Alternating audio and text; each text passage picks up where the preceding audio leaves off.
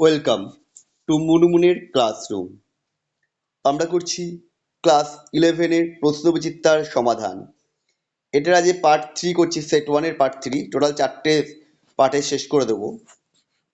আগের পার্ট দুটো তোমরা যদি না দেখে থাকো অবশ্যই দেখে নিও। NH4NO3-তে N পরমাণু দুটি জারণ সংখ্যা নির্ণয় করো। NH4NO3-তে NH4 মূলকে N পরমাণু জারণ সংখ্যা হচ্ছে -3 এবং NO3 - N পরমাণু জারণ সংখ্যা হচ্ছে +5। কি করে হচ্ছে? NH4 প্লাসটা যদি দেখি তাহলে এটা হবে নাইট্রোজেনের ধরে নিয়েছি এক্স, হাইড্রোজেন হচ্ছে +1 করে, চারটের জন্য 4, তাহলে x+4 ইকুয়াল টু +1। তাহলে x ইকুয়াল টু কত হবে?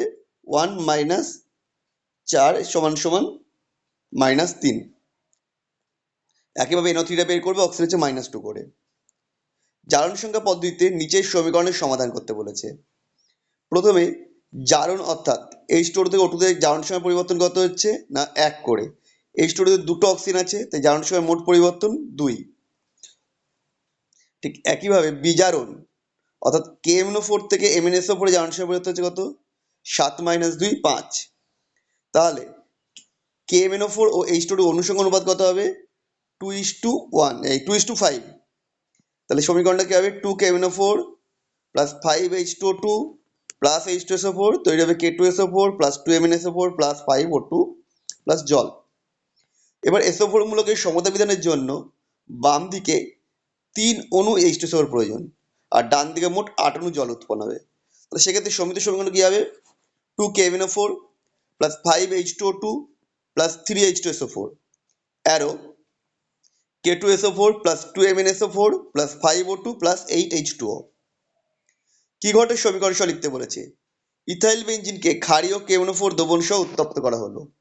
এখানে তৈরি হবে বেঞ্জোইক অ্যাসিড। বিগ অ্যাকশনটা দিয়ে দিয়েছি, ভিডিওটা পজ করে টুকে নাও।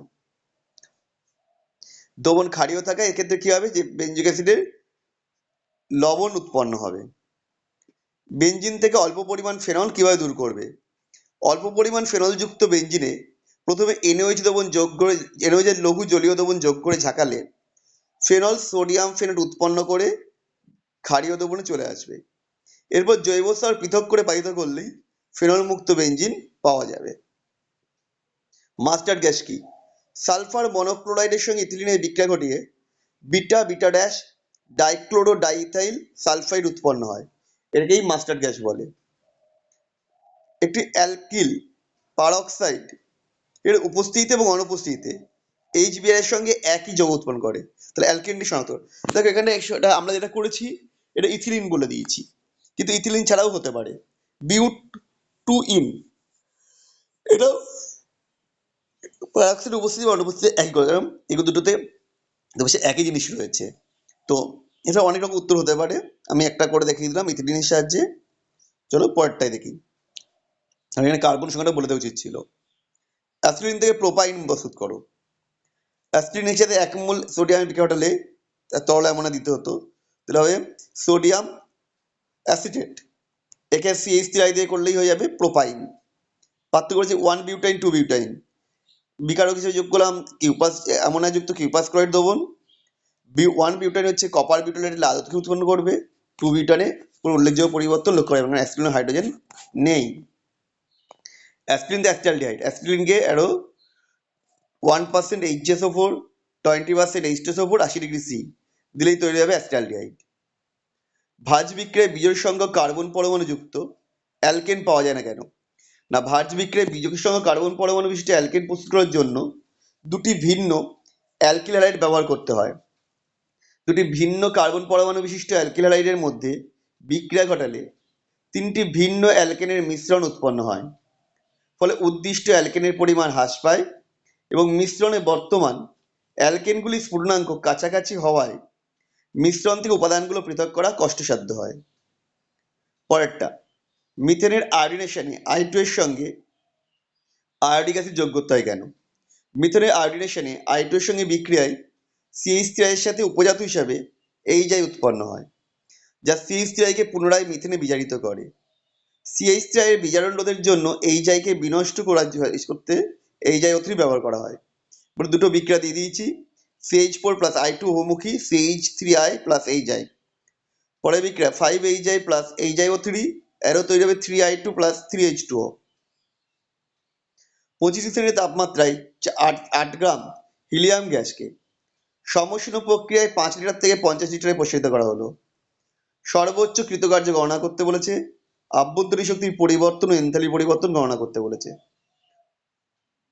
সমুষ্ণ প্রক্রিয়ায় সর্বোচ্চ কৃতকার্য হচ্ছে মাইনাস nRT ln V2/V1 বা মাইনাস nRT 2.303 log V2/V1। ভ্যালুগুলো পুট করে দিয়েছি। এক্ষেত্রে আসছে মাইনাস 11411.696 জুল, মানে মাইনাস 11.4117 কিলো জুল। এক্ষেত্রে যেহেতু এটা সমুষ্ণ প্রক্রিয়া, তাই এক্ষেত্রে এনথালপির পরিবর্তন, সমুষ্ণ পরবর্তী প্রক্রিয়ায় আভ্যন্তরীণ শক্তির পরিবর্তন ও এনথালপি পরিবর্তন দুটোই 0 হবে। পরেরটা ন্যাপথলিনের দহন তাপ বের করতে বলেছে, বলে দিয়েছে। CO2 H2 এর গঠন তাপ বলে দিয়েছে, ন্যাপথলিনের গঠন তাপ বের করতে হবে।